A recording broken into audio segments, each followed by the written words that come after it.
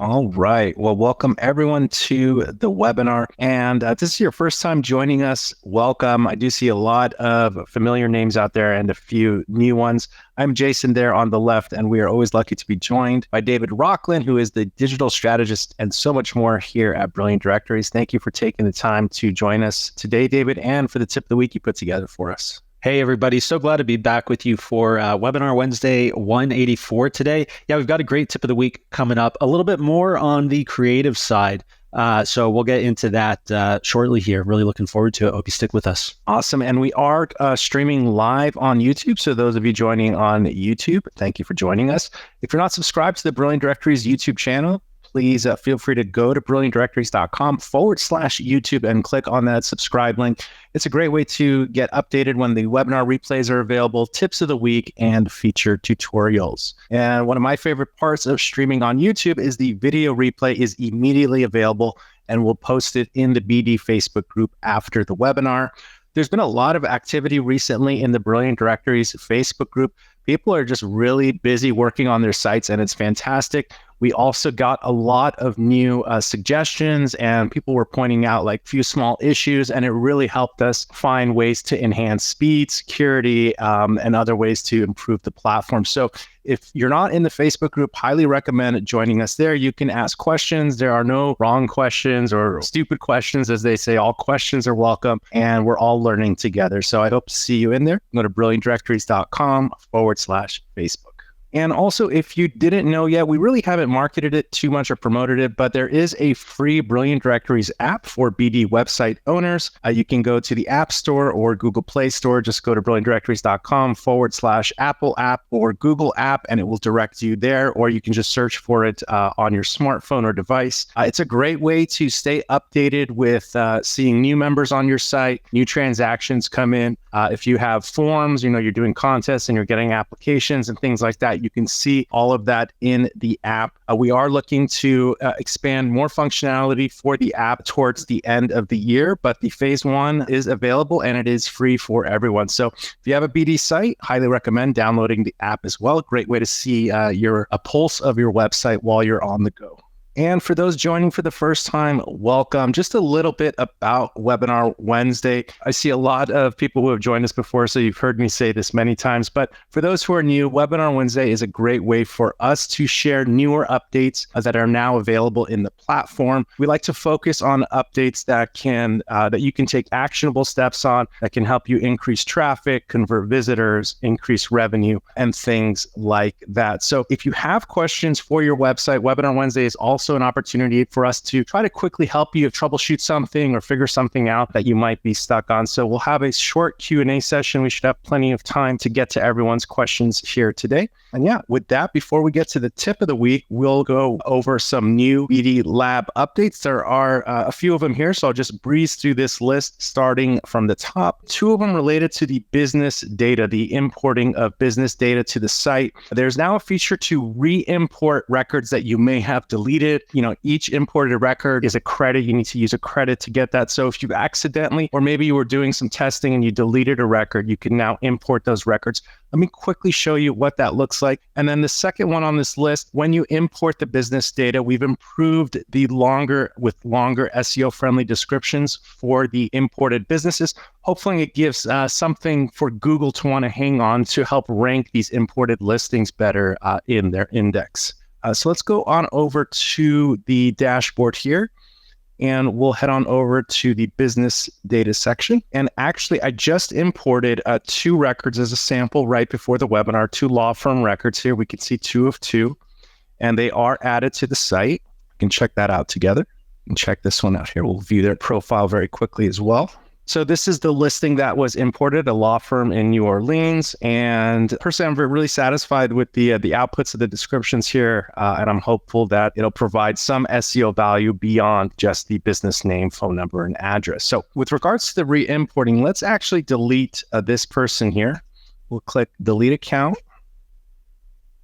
And now that that's deleted, if we go back to the business data page here, I'll go ahead and refresh this page. We already see it there. It says re-import data. If any records have been deleted, you can re-import the data free of cost because you've already imported it. I'll just go ahead and click re-import data.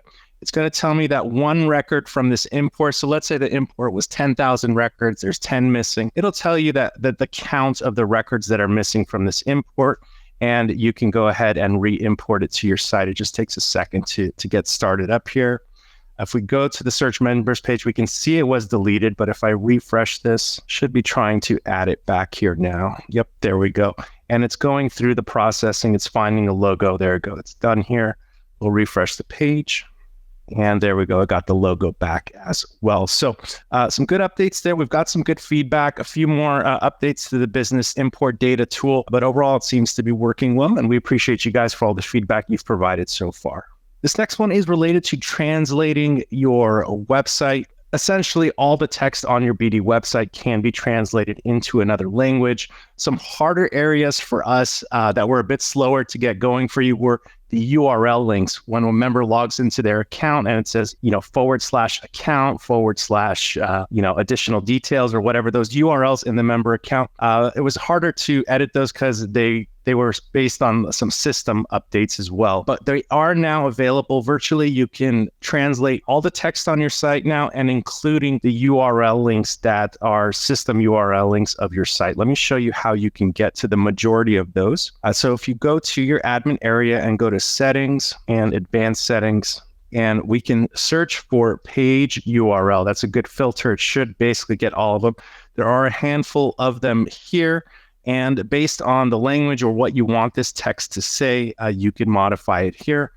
If your site's in English, I would just let it be. If translation is not so important for your site, I would also just let it be. But if it's critical to translate all the text, including all the URL structure on your site, you now have the ability to do so.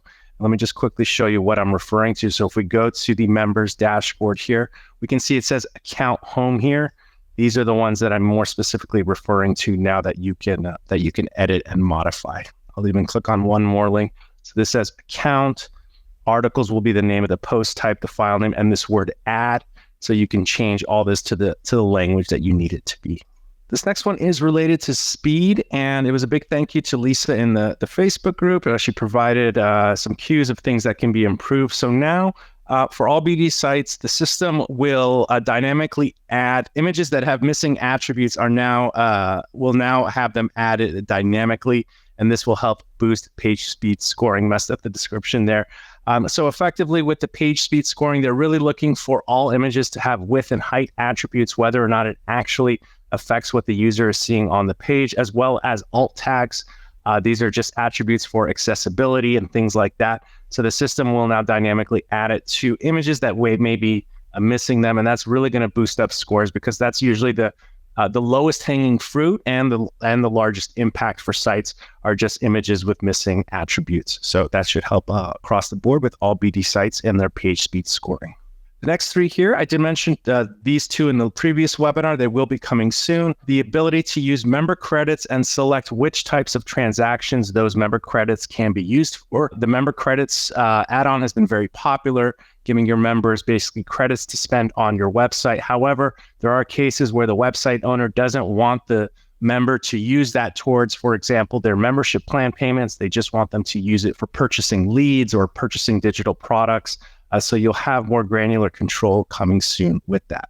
This next one is when members want to cancel their paid accounts. Currently, when they cancel their accounts, it is in real time. Their account is canceled, even if they have remaining time they've already paid for. So they'll be able to choose whether they want to close their account immediately or if they want it to auto close based on the end date of their current subscription. This is good because it'll keep them around longer. They've already paid for the time. They won't be asking for partial refunds. And also the extra time that they're using your site until the subscription end date, it's going to maybe convince them to maybe want to keep their subscription active instead of canceling it. So one of the cool things about this is when this is released and they choose to cancel their account at the subscription end date, anytime they're on your site, there'll be a button to cancel that action so their subscription remains active as normal. So again, that'll be a really nice feature we're all looking forward to, and it should help websites retain more of their recurring revenue. And then lastly here, this is a fun one for the email templates. We're looking at creating more default templates that you can choose from, as well as content blocks specifically to drag into your email newsletters. The goal being making it easier to design attractive newsletters, also more quickly, so you can just drag the elements you need and swap out the content for what your messaging is going to be. So we have a ton of updates coming down the line. The BD development team is super busy, but a big thank you to you guys, the Facebook group, the emails you send to our support team. We take it all in. It keeps us busy here, and we really appreciate it. So thank you for all those updates. What we can do is if you have any questions on these new and upcoming features or comments, just raise your hand. We'll take a question or two, and then we'll move on to the tip of the week. All right, no updates. Oh, we got one hand up. Let's see who the lucky person is. We got Michael here.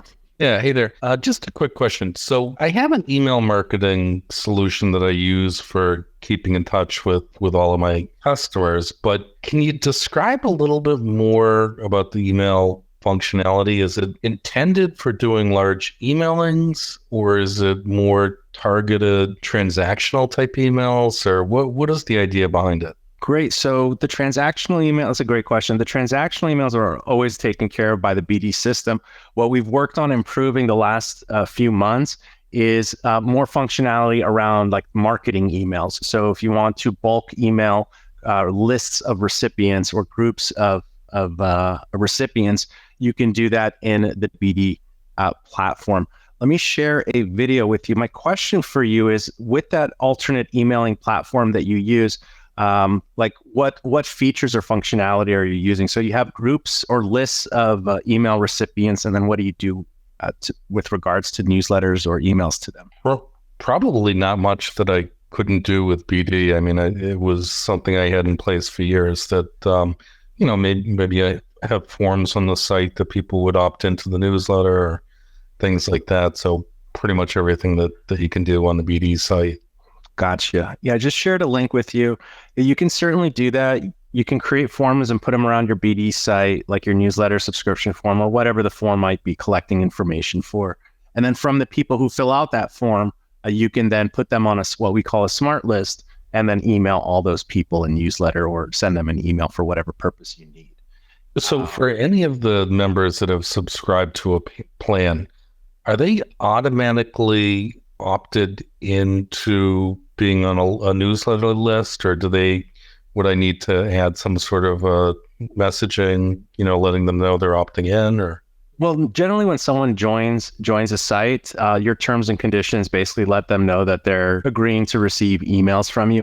It's a website visitor who's not a member, who's subscribing to your newsletter, who's going out of their way to specifically opt into your newsletter. So got it. Okay. So if I want to send an email newsletter out to everyone that's a member that's paying for a subscription, with new updates or whatever, that's pretty straight up forward. Absolutely. They might actually appreciate that. Yeah, like you said, new updates, spotlighting other members, other new services or features that are available on the site, company news, industry news that, unrelated to your specific company. So yeah, it's a great way to keep in touch with your existing members.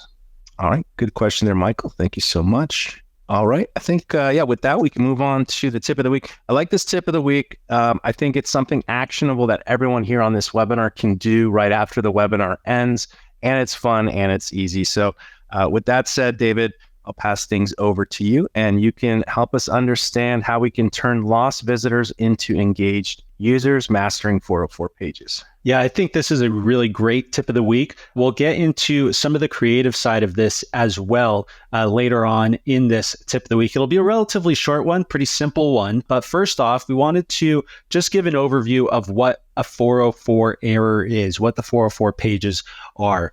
We've all probably come across these 404 pages on various websites online. And basically, we get presented with a 404 page when we're trying to visit a page on a website that doesn't exist. Maybe at one time it did, maybe it never did. But at the current time, when we're trying to open up that web page, it's no longer there. So it indicates that a requested page couldn't be found, and it's triggered either by broken links or mistyped URLs, as well as those potentially old links, so pages that may have been taken offline at some point in the past. So it communicates with users when they're trying to view content that's missing. It's no longer on the website. And the design of these 404 pages, as I mentioned, we've all probably come across them. They vary a bit. We'll get into some really great examples towards the end of this tip of the week. But generally speaking, they're very simple. They're kept very light, but the design can be customized to improve the user experience and try to keep those users on our web page and keep them clicking around and exploring instead of just leaving the website and potentially going somewhere else to try to find the information they're looking for. And real quick, also diving into 301 redirects. This is something we've mentioned in a lot of previous webinars, specifically when people are asking about migrating their site to Brilliant Directories. If you're migrating your website from one platform to another, you always want to keep in mind 301 redirects. And the reason for it is it prevents 404 errors from affecting users. So a 301 redirect basically allows you to direct one URL to another URL. So if a visitor comes to your website and they try to go to a specific URL that you no longer have, maybe you deleted the page, maybe you created a new page to replace it. But if they try to go to that old URL, your website will automatically redirect them to the new URL that you set. So that's what a 301 redirect is, and it helps prevent those 404 errors from occurring. This helps to maintain also search engine rankings by preserving link equity. This is why it's so important when you're migrating your website from one platform to another, or even just building a brand new website, maybe on the same platform. Again, if you have existing content on your website and that those pages are already being indexed by Google and other search engines, and they're being listed in search results, you want to maintain that. You don't want to lose your rankings in search engines. So you can set up a 301 redirect to make sure that that old page that was previously indexed and listed in Google, that you maintain that link equity. And when a visitor goes to that old link, they'll be redirected to the new relevant page that you've set up. So again, this is essential for site migrations or really any content updates if a URL for a web page is being changed. And this can really help to overall improve the user experience and overall site navigation when people are visiting your website. So it kind of goes hand in hand with 404 error pages, which is why we wanted to mention these briefly here. The way I see 301 redirects, it's like traffic control. We had a blog article that was ranking really well, and it had a specific URL, but we learned that if we add the word best into the URL, so it was like best directory, blah, blah, blah, in the URL, it would actually maybe help ranking down the line, but it's going to effectively change the old URL. So we created a 301 redirect from the old URL, and it points to the new updated URL for that blog article. And what that does is if I didn't do that 301 redirect, basically, if people try to visit the old URL, they're going to hit a 404 page. But the good news is we're going to show you exactly how you can zhuzh up that 404 page in this tip of the week. Yeah, and what you were mentioning actually kind of is a great segue into this slide here. Seeing 404 warnings in Google Search Console. Not everybody uses Google Search Console, but if you do, and you have some broken URLs on your website or pages that Google may have already indexed but no longer exist and haven't been redirected elsewhere, you may see these 404 warnings. So we just wanted to address this specific item here real quick, having to do with 404 pages. So when you see these warnings in Google Search Console, it's only informational. It's not a penalty. Google's not going to penalize your website for having these 404 warnings. It just lets you know that Google found a URL on your website, and that page can no longer be found. Google can't access it. So it's just letting you know that. And so it's indicating some potential issues with links on your website, but it does provide you with an opportunity to create those 301 redirects. So again, you don't use that link equity that you've already built up. Google already knows those old pages exist. Let them know that they're being redirected elsewhere by setting up those 301 redirects. So again, if you see these 404 warnings in Google Search Console, it's purely informational. They're not going to penalize your website. There's plenty of cases, just to quickly chime in here. You might have had a web page online for a contest or a promotion, and then you take it offline. You delete the web page. You don't need it anymore. So that page doesn't exist, and you just want to let it go to your 404 page. You don't necessarily need it to 301 redirect to another URL. You don't care to. You're happy with it going to your 404 page. So it's okay to see that warning in your Google Search Console. Again, they're more informational. They're not necessarily errors or penalties on your site. That's right. And so now going into kind of the more creative side of this presentation, first, we just wanted to show you what the default 404 page on Brilliant Directories websites looks like. So when somebody is on your website and they try going to a URL that you don't actually have a page for, they're going to see this page. This is the default 404 error page. So it says 404. Most people are familiar with that code because most of us have come across these pages in the past. But below that, it says this page does not exist. And then there's a link so that the visitor can go back to the home page and continue clicking around. But as we mentioned, these pages can be customized. And so now is the exciting time where we'll dive into some of the design elements and thought that should go into customizing the 404 page if you choose to do so. And so firstly, we wanted to address why 404 pages are typically very minimal. Not in all cases, but in most cases. And the reason for that is to have really laser-focused design in order to reduce user frustration and confusion. Let them know the page they're looking for doesn't exist, and then provide them with one or maybe two links to keep them on the website and continue clicking around. That's really the only purpose of these 404 pages. We also want to minimize the content and the images that are displayed on these pages in order to ensure quick load times so that users aren't waiting for a page to load that doesn't really actually present them with the content they were hoping to find. Likewise, we also want to minimize the bandwidth usage of our website because these pages don't serve any real benefit to users since they're telling the user that the page they're trying to access doesn't exist. So we want to keep it simple, minimize our website's bandwidth usage that way. And then again, having that simple layout on the page really helps to direct users back to the primary content on the website or to some other content we might want to direct them to. So really minimizing the distractions and encouraging users to stay on our website is the overall goal with these 404 pages. That's right. Just because someone landed on a page of your site that doesn't exist doesn't mean that they don't want something from your company or they don't want something from your website. They just had a bad URL and they were directed somewhere that doesn't currently exist. So being able to navigate them somewhere else is going to be one of the key things we talk about in these upcoming slides. That's right. We really want to keep in mind that the goal here is to keep our users engaged instead of leaving our website because they came to our website for a reason. So presumably we've got some information that they want. So we still want them to stay on our website. And we want to transform that potentially negative experience into a positive one, providing them with clear navigation options, again, keeping them on our website, keeping them clicking around, viewing other web pages on our site. And it also gives us actually an opportunity to showcase a little bit of our brand's personality. This will make more sense in the few examples that we have to show you in just a moment here, but you can get a little bit creative and a little bit fun with these pages as well, while maintaining that minimalism and encouraging users to explore other content on our website. So the first example we have here is actually from Red Bull, huge brand. So they maintain that 404 code at the top. Again, most people are familiar with what that means.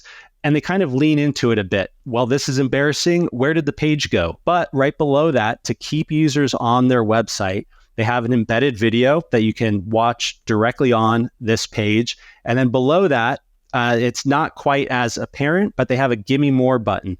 So if a visitor clicks that, they'll be presented with additional content. Again, keeping the visitor on the website, even though the link that they tried going to doesn't exist.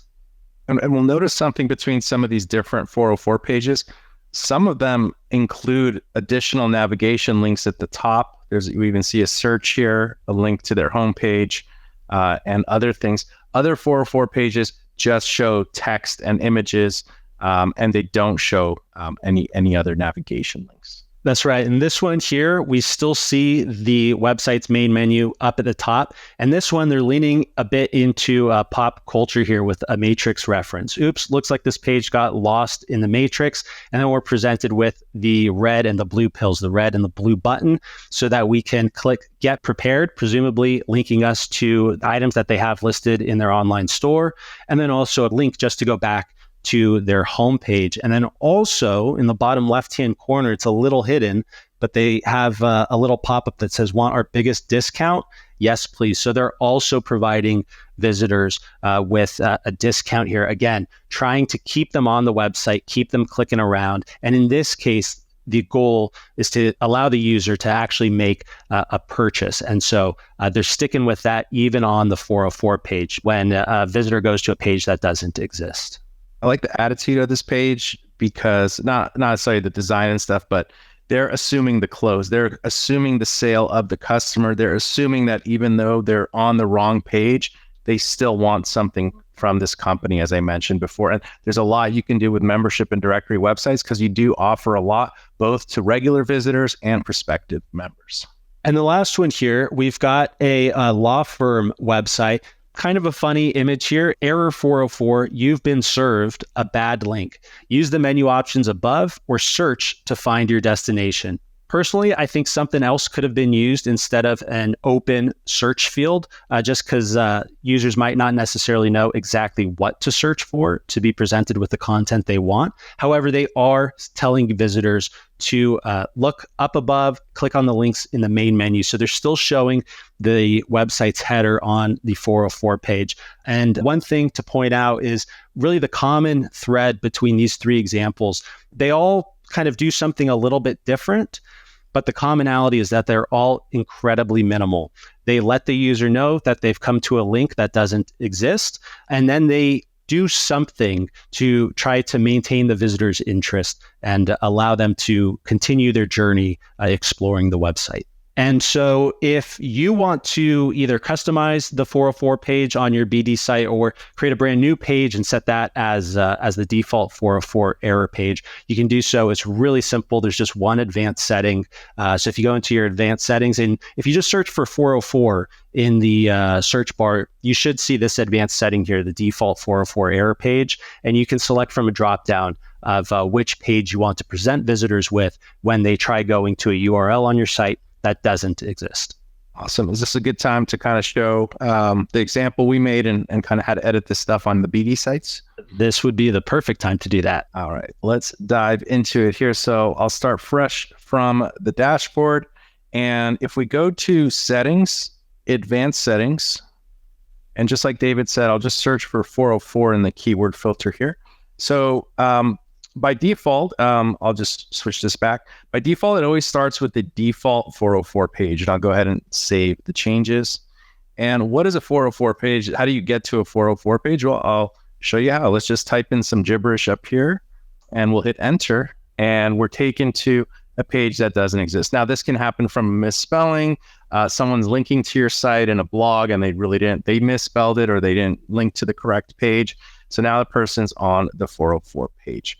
So with this advanced setting that you have here, effectively what you can do is you can choose any of the web pages that exist. This is a list of pages that exist inside of your web page builder. So go to the web page builder here, and we have all these different pages created for this site, and we can choose any one of them to be the 404 page. As an example, let's just do the home page. So we'll save the home page and I'll go ahead and refresh this page. And when you get to the 404 page, it brings you to the home page. This is also a great strategy because hopefully your home page has enough resources to kind of navigate people to or keep their interest on things they can do on your website. So if you want to do that, that's great. What we were talking about bandwidth usage is 404 pages are often frequented by bots that crawl your site, Google bot, this and that, and also regular visitors, probably a really high volume.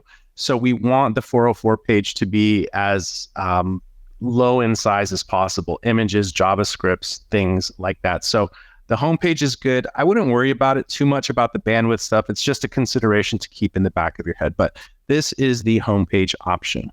And then you can choose from any of the other pages you want. What David and I did just before the webinar is we created a little fun 404 page. I'll just go ahead and edit this using the web page builder. I came here, I created a new page, and all I did is I put some title text here. Looks like the page you need is in here. Not to worry, you've got options. And then I just created a table with a big image on the right and some actions on the left using the pre-made elements here. So let's actually look at this page here. And yep, so this is the 404 page we created. And to prove it's the 404 page, well, let's actually save it here. Scroll down here. So that's the URL that I gave it.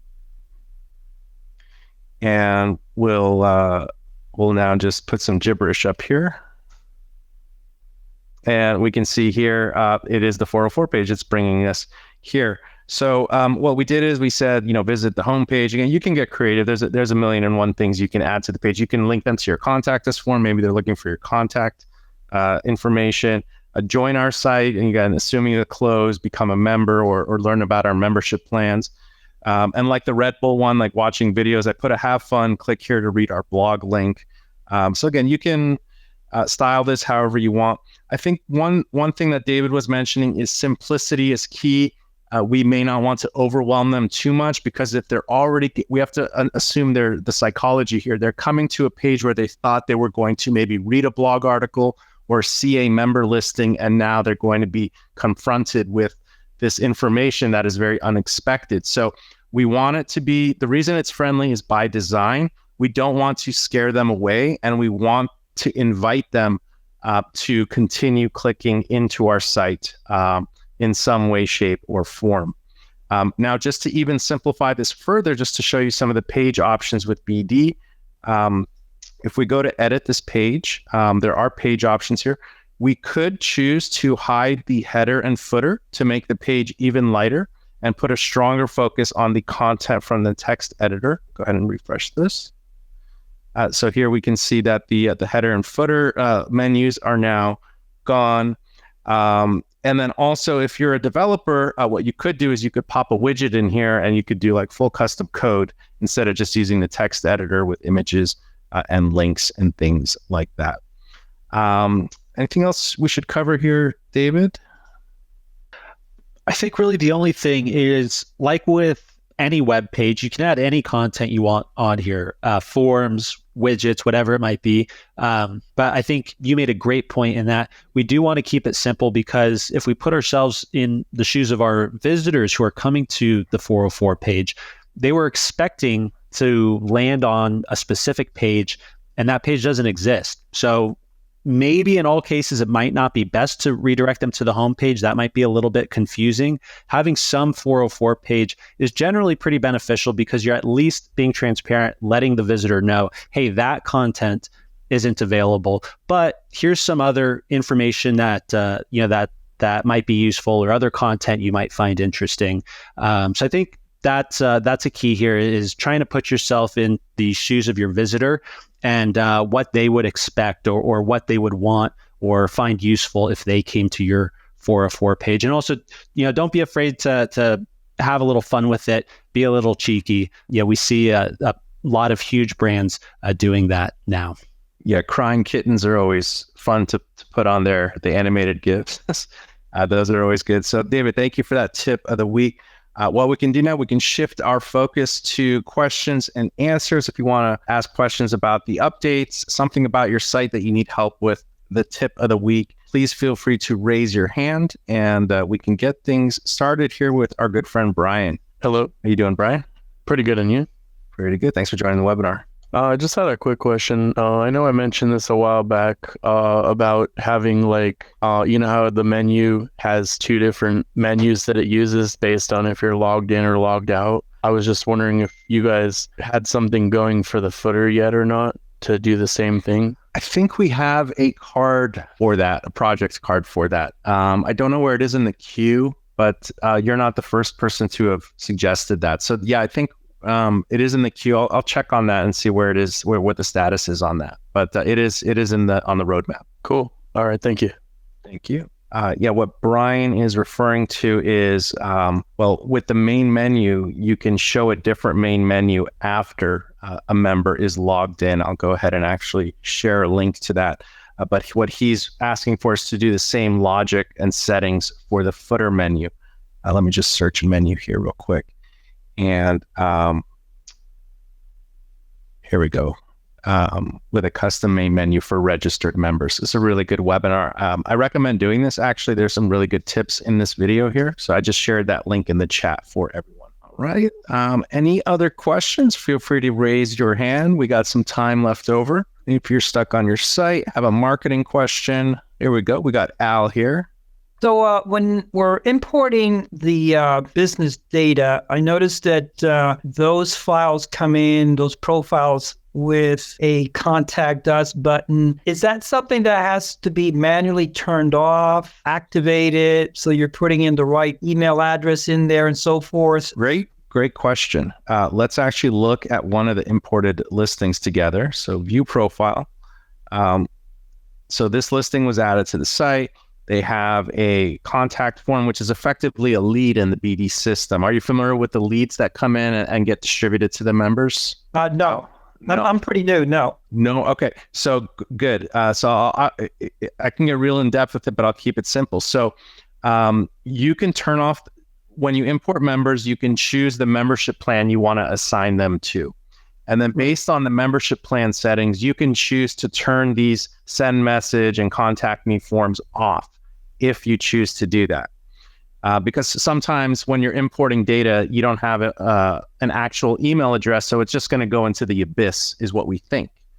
However, a visitor that comes to the BD site, let's say this listing was imported, there's no valid email for them, but visitors are coming to the site and filling out this form. Well, we know that it's a law firm, and we know that they're in New Orleans. What you can do when a visitor fills out this form is actually match it. There's a little write a message here of what you need. You can match it to actual real members on your site who are also law firms in New Orleans. And that lead can get sent to as many members that match the category plus location criteria. So what you can do is you can give them an opportunity to purchase the lead. This can be a revenue channel for your business, are these leads. You can sell, let's say a lead comes in, you can sell it, let's say 3 or 4 times, let's say for $10, whatever makes sense for that industry. So one lead, you can net like $30 or $40. And that's how Thumbtack works. That's how Yelp works now. We always see these, would you like to get quotes from other providers? They're basically selling that lead 3 or 4 times over, not 100 times. That would create too much competition among their own members. But they sell it, 2, 3, 4 times. And then those members reach out to the customer or the consumer who filled out this lead form. So I'll share one thing with you here. David and I have been talking about doing a webinar on the leads, and there's just so much to cover. So we have to distill down what we want to cover. But there is a video here. I think it should still suffice with explaining the automatic lead matching and the benefits of it. So to answer your question in short, if you're importing listings to your site and there's no email at the end of that listing, there's no actual person, that page on your site can still get visitors to fill out that lead form, and you could sell those leads, whether it's to members on your own site or even to third parties if you have a channel to sell, warm leads or leads to other third parties. So it really is a lead matching, lead network situation. These forms on their profile pages. Yeah, no, I definitely appreciate that feature. But my question in particular was involving the contact that comes in with an email address. Is that something that has to be set up? Say they're maybe like a tier 2, where they have the ability to reply back to a potential customer. Do you have to set that up manually so that send button goes to their email address? Good question. So I'll digress just for a moment. So on the membership plan settings, on the profile page tab, you can turn off the send message button. So that can be a yes or no. So if you have it set to yes, which is what I think we're leaning towards in this question, it's going to show the contact form and the send message form, but we can also turn it off so they won't get direct messages. Now, what you're referring to, we want to go to the member leads section under interactions. And under lead settings, again, this is with the auto match, so it gets a little deeper, but in the lead settings, what you have here, if we edit a lead setting, they are instructions on how to handle a lead that comes in. So there's two types of leads. There's a direct lead, and a direct lead is when a visitor fills out this lead form on a member's specific profile page. So this is a direct lead for this member here. And then you have settings for that. Members should receive direct leads immediately, yes or no. If it's off, they will not be delivered to their email. You have to manually, as the admin, go into this system and start sending those leads to the members. But if you have it on, you can choose to send them a preview, which means they're not going to see the phone number and an email of the lead. They have to purchase the lead or manually accept the lead, or complete notification, which means they're going to get all the information for that lead that was created on their profile page. So those are direct leads. You can turn it off and on from their profile page. An indirect lead, and let me see if this site has it. I think we have a page here. Yeah, you can create pages where it's a landing page for the lead form. So this could say get quotes from plumbers, and then someone fills out this form. They're just creating a lead on your site, and then the auto match kicks in, and based on the service and their location, it's going to auto match it with members. So this lead was not filled out on their profile page. It was filled out on an alternate landing page of the site. Those are considered indirect leads, and there are settings on how to handle indirect leads as well. So just a little, again, there's a lot to cover with leads, but there are direct leads from the profile page and indirect leads that could be matched with members from other landing pages that you have on your site. Okay, great. Go back to that one other page that had the sure. If you go to your site /get matched, or go to your web page builder and look for the get matched page. Again, very simple design here, but effectively this is a lead generating page for you, where consumers can come and request to be matched with your members. Right. And that previous page had a send message button, and I guess that's the one that I was kind of referring to. Sure, that was the profile page. Yeah, that's a direct lead. So, okay. This is the member's actual listing, their actual profile page, and this form here. When the consumer fills out this form, it's considered a direct lead for this member. No, but what about that send message button, that green button? So good thing. So visitors respond to different things on websites. So what we've done by default is we've created several calls to action to encourage a visitor to contact this member. Some visitors might respond to this form in the sidebar. Some visitors want to, for example, click send message, and basically this is the exact same form that was in that sidebar, but it looks like a dedicated page to contact this member. And then alternatively, there's also a make a connection call to action here, and it also says send message and directs you to the page where you can, it's like a dedicated page to send a message to this member, send a lead to this member. So visitors respond to different things, but the concept is exactly the same. It's sending a direct lead to the member. Okay, great. Awesome. Thank you. You're welcome. So we could talk forever about the leads. I think, David, I think a good idea would be to figure out, maybe we do it in several tip of the weeks on the leads, maybe an introduction, some basics, best practices, and higher level workflows that can be done with leads that might work. All right. Let's go with Don here. How you doing, Don? Hi. The question is answered already here. So that's great. Okay. Thank you. Cheers. Thank you, Don. All right. Got Biggie here. How you doing, Biggie? Hey, Jason. Hi, I'm doing well. How are you? Very good. Thanks for joining the webinar again. Yep, and I wrote some questions for you again. Okay. On the last call, you had somebody's website, I think it was for design, possibly interior design or something like that. And you mentioned that I think the public can post their design project for the members, basically. And I'm wondering which feature in BD is that? I don't recall that, but you would like the consumer, the website visitor, to post like projects that the interior designers are able to then reach out and bid on and stuff like that? Right, basically similar to how Upwork works, right? Got you. Okay. In that case, what you can do, I don't recall that, but I'll explain to you what you can do in short. Is the visitor needs to register an account, an email address, password. And then what we want to do is we want to allow them to post a job. So effectively, all you really need is a membership plan. You should make it searchable because they should have a profile, like who they are, who's posting the job, right? But you can decide that. But effectively, a very simple plan that is not, just a moment here, edit.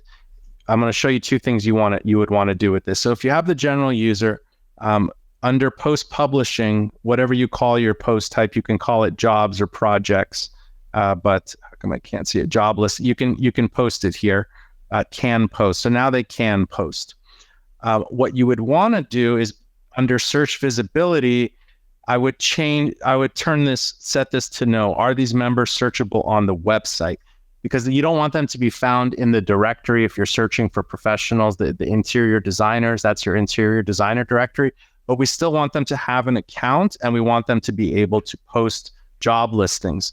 And then from the job listings page, the designers can search the job listings and send messages to the person who posted the job listing. So in a nutshell, that's basically how you can create that type of marketplace. And that makes sense. Now, my question is, I was going to allow my members to also post their job openings at their company. How am I going to differentiate the two, that's a fantastic Google visibility? No, I love that question. So what we can do is we can go to My Content and go to Edit Post Types. And this is very common. Once you unlock this in your head, you realize that like BD is just like a content machine, because you can easily create different channels of content. So what we can do here is we can look for job listings, whichever one looks the nicest to us as far as a starting point. And we can clone this, and we can call this one available projects. We don't have to call it job listings, and we can call this one that says copy of job listings, but we can change it to actually very similar. We can change it to job openings. So now we have two different post types on the website. I'll go ahead and save this one. And if we go back to the membership plan, so we've created a new post type. The next step after you create a post type is you assign it to the members who should have the privilege or ability to publish that type of post. So if we go back to post publishing and scroll down, we now have job listings and job openings. Again, you'll call it whatever you're going to name it, but now you have two different channels of content separate from each other. I'm giggling with joy over here. This is really, this is amazing. This is super flexible. Fantastic. Wow. Thank you. You're welcome. Another thing that has kind of kept me from getting started, I know you have a lot of resources and information you have shared on categories and setting up your categories. And I know on listings, we also have specialties. First question regarding that, are specialties searchable as well? Yes, we use the word specialties on the front end of the website, but effectively specialties are the sub-level categories or additional services that the member offers. So for a visitor coming to the site, we don't want to say select a subcategory. You say, I'm looking for a doctor specializing in, pediatrics. And that's why we use the word specialty or whatever makes sense, again, for your website. But effectively, they're searching the subcategories. And now if I wanted a doctor that specializes in pediatrics, but also currently accepts new patients or patients with without insurance or something like that, are there also like tags that I can use and that are searchable? What I would recommend in those cases, there's a small limitation, but I would direct you to the dynamic category filtering. And what this does is it allows you to create like an Amazon filter on the side of the search results, kind of like this. We did a webinar on it also. And basically the user can check off what they're looking for, like accepting new patients, not accepting, and things like that. So it's a pretty powerful add-on here. And I think it works well for most cases. If you have hundreds of sub and sub level categories, I don't think it's a good idea because, a user actually has, like this looks normal, amenities with 3 options or, even 8 options. But if it's going to be a list of like 100 choices, it's better to use the type in filters that we have. The select twos is what we call them. But this might be a great option, allowing people to select multiple subcategories that are requirements for their search. Yeah, this looks really great. Would you mind throwing that URL into the chat for me? Yeah, and David did I put it in the chat there. David, I think we did a webinar on this, did we not? I believe it's actually the video embedded on that add-on page. On that page. Okay. Yeah, okay, thank you for that. I'm losing my place here. Yeah, the video on this page here, Biggie, explains how to use the dynamic category filtering. All right, good questions there. Thank you so much, Biggie. Glad that we can make your day there. And let's move on to our friend Michael here. Sure. If you can go back to that page with the sample law firm that you had. Sure. So right below the law firm name, it has the top level category law firm. Is it possible to hide that from their page? Yeah, I think you could do that. I think there's an advanced setting for that actually. Let's go to this site and see. You could do it with CSS. Let me just quickly check that out. That's always my favorite. Yeah, you could just actually, I'll just pop the code just to display none. So I'll put this in the chat here. Just put this in your custom CSS and design settings. There's also a setting for it. I'll show you where to pop it, but I put this in the chat, so it should be there. But effectively, we go to design settings and we let this load. If we go to the last tab here, custom CSS, we can just drop this. These are just simple design rules. We're saying display none. And if I refresh this page now, it's still going to apply it. Great. Okay, and where was it you popped it? In design settings. Design settings. Last tab, custom CSS, and this box here that says additional CSS. Just make sure you have the closing bracket and the opening bracket and the period in the front here. I pasted, it should be in the chat there. So just to let you know what you need is this period. But I think there's an advanced setting for that also. Let me just quickly check. So you don't have to use that. Let's just search for top. Show top in search results.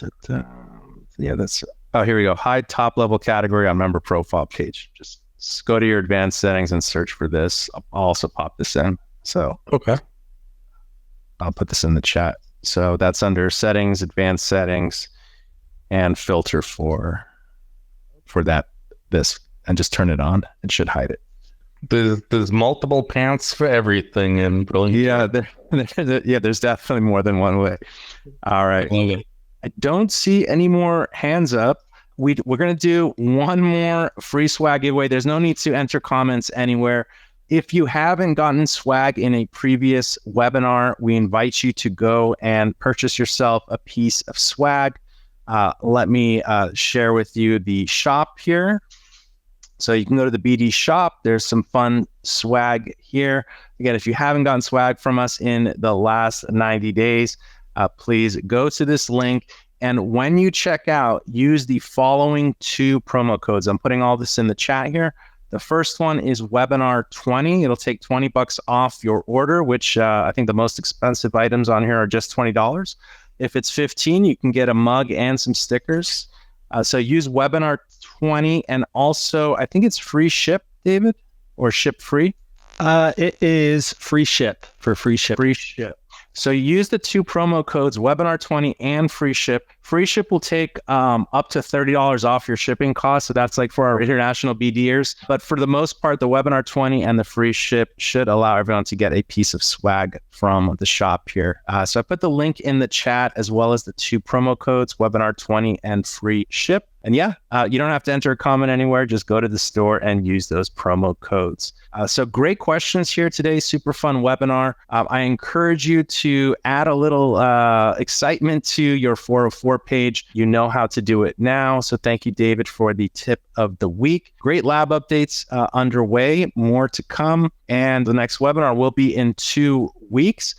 Again, don't forget to download the app in the App Store. You have the links here. And also, we'll post a replay in the Facebook group. Those of you that joined us on YouTube today, thank you so much. Thank you for commenting as well. On behalf of myself, David, and the entire Brilliant Directories family, we appreciate you guys so much. The next webinar will be in 2 weeks, so we'll see you then. Have a great day and a brilliant week. Thanks, guys.